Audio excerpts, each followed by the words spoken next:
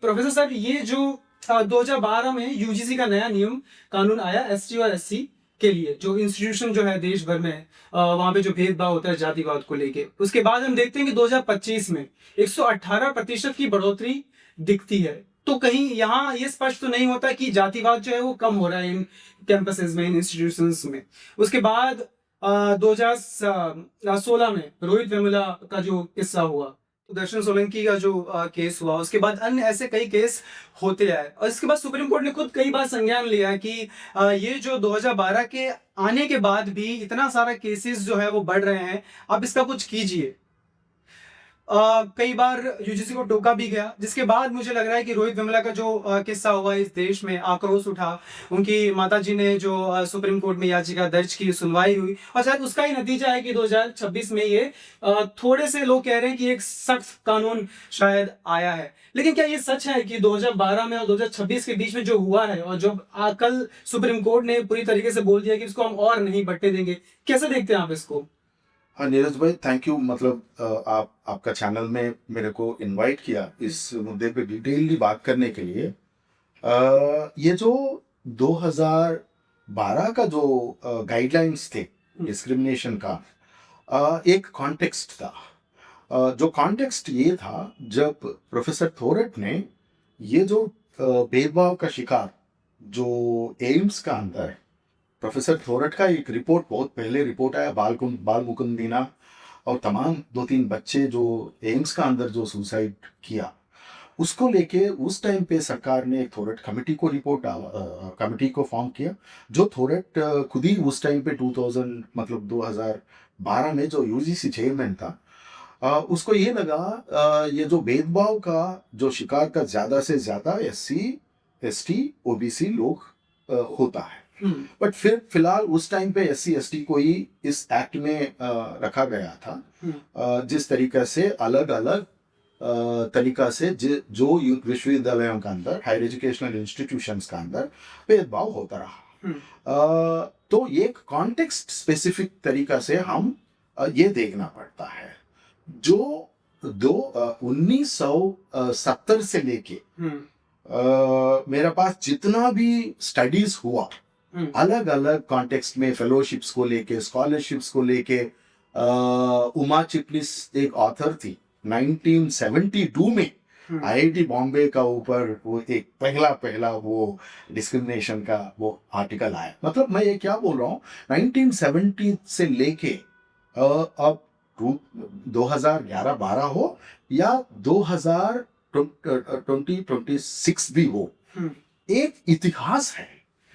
ये डिस्क्रिमिनेशन का एक पैटर्न का एक इतिहास है विश्वविद्यालय के अंदर, किस तरीका से जाति को लेके भेदभाव करता है। ये नहीं है अलग अलग दूसरा तरीका से भेदभाव नहीं होता, ये नहीं बोल रहा हूं।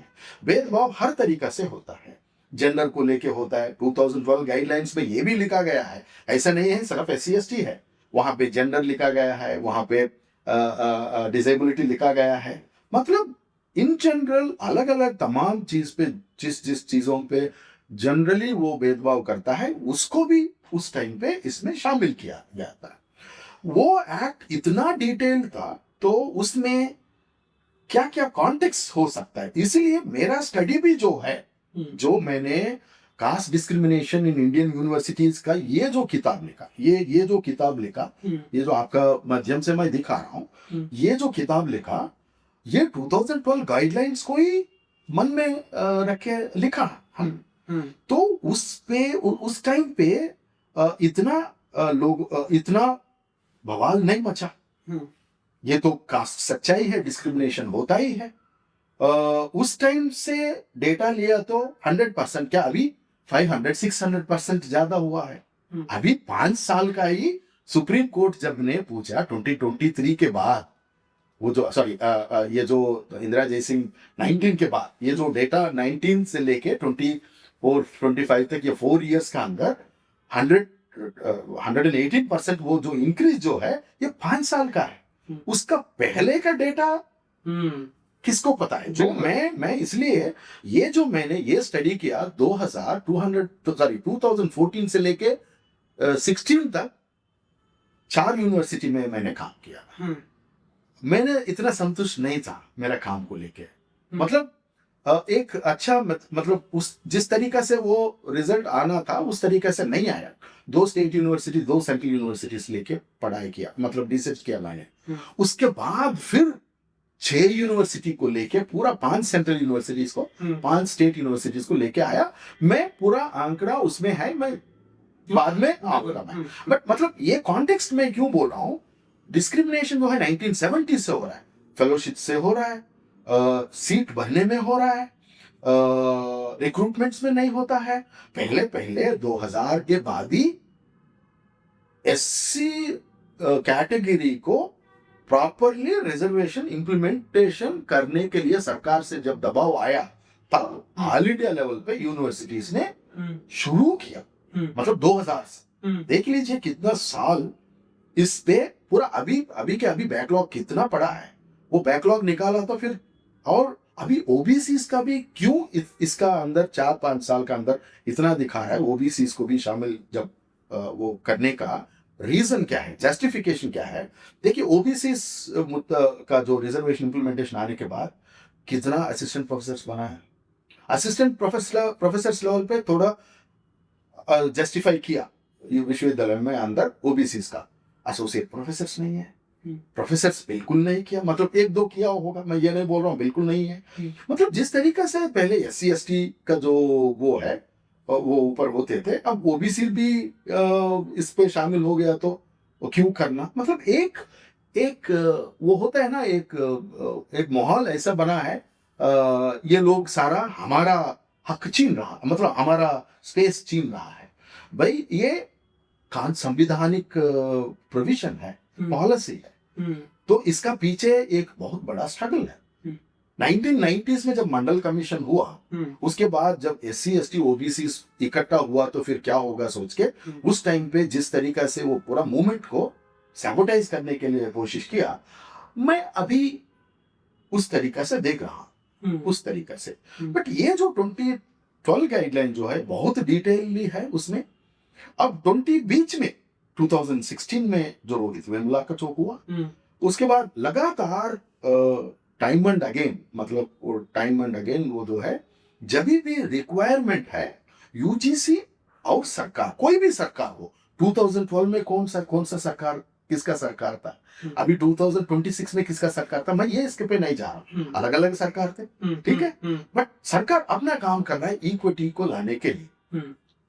तो ये जो 2016 मतलब बीच में 2012 से लेकर 2026 तक बहुत बार यूजीसी और सरकार ने बहुत अलग अलग मेहनत किया। मतलब हर बार चिट्ठी आता है यूजीसी से, भाई आप डेटा भेज दीजिए। हर बार हर रजिस्ट्रार को एक चिट्ठी होता है यूजीसी से, आप 1 साल का डेटा भेज दीजिए। हर यूनिवर्सिटी भेजता है नहीं भेजता है वो अलग मामला है। कुछ यूनिवर्सिटीज भेजता है, कुछ यूनिवर्सिटीज नहीं भेजता है, कुछ यूनिवर्सिटी डेटाबेस रखता है, कुछ यूनिवर्सिटी डेटाबेस नहीं रखता है। तो इसलिए जब ये सुप्रीम कोर्ट ने 2023 में जो अभी दो सुसाइड्स हुआ आईआईटी में, आयुष और अनिल का, उस कॉन्टेक्स्ट में सुप्रीम कोर्ट ने पूछा भाई आपके पास कितना है, आपका कितना 3000 से ज्यादा, मतलब लगभग अराउंड 3000 SC ST सेल्स है और इक्वल अपॉर्चुनिटी सेल्स है।